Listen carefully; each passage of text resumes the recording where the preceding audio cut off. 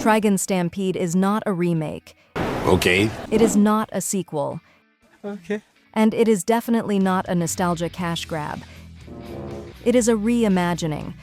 When Studio Orange announced they were touching Trigun, people panicked.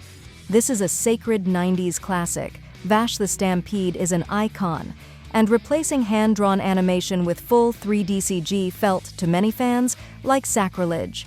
But after watching Trigun Stampede in full, one thing becomes clear. This series is not trying to replace the original. It is trying to redefine it. And whether you love or hate that idea depends on how willing you are to let go of nostalgia.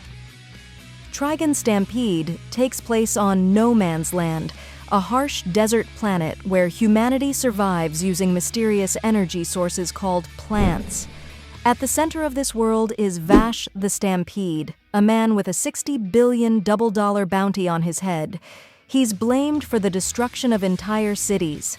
Yet when we meet him, he's awkward, pacifistic, terrified of violence, and obsessed with saving everyone. Following him are two insurance agents, Meryl and Roberto De Niro, whose job is to minimize damage caused by Vash wherever he goes. But unlike the original Trigun, Stampede does not hide its hand. It tells you early on. This is a tragedy in motion. The biggest change in Trigun Stampede is Vash himself.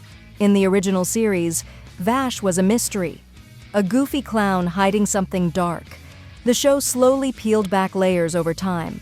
Stampede flips that completely. This Vash is openly broken from the start. He is not a confident trickster pretending to be dumb. He is a deeply traumatized man who cannot cope with violence. Every time someone gets hurt around him, you feel it in his body language. He shakes, he panics, he begs. His pacifism isn't philosophical, it's desperate. This version of Vash feels younger, rawer, and emotionally exposed. Some fans hate that, others find it far more human. If Vash is the heart of Trigun, then Millions Knives is its blade. Stampede does something bold. It brings knives to the forefront immediately. There's no mystery about who he is or what he represents. He is a revolutionary extremist who believes humanity is a disease and that plants should never have been enslaved. Knives is calm, articulate, terrifyingly rational. What makes him compelling isn't his cruelty, it's his logic. From his perspective, humans are parasites draining sentient beings. And every time he and Vash clash, it feels less like hero versus villain, and more like two brothers who represent incompatible futures. Stampede completely reworks Meryl Streep, and this is one of its best decisions. Instead of an experienced, gun-toting veteran, Meryl is younger, observant, and grounded. She represents the audience, someone trying to understand who Vash truly is beneath the legend. Roberto, meanwhile, is cynical, tired, and realistic. He understands how cruel the world is and doesn't believe ideals alone can fix it. Together, they form a moral counterbalance. Vash believes everyone can be saved. Roberto believes survival comes first. Meryl is caught in between, learning what kind of world she wants to live in. Trigun Stampede's world feels empty. And that's the point.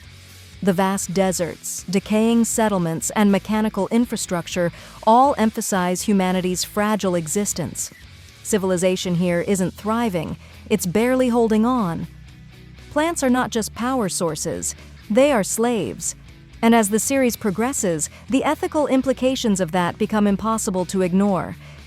This is a show about exploitation, colonialism, moral compromise, survival at any cost. It simply shows you the consequences.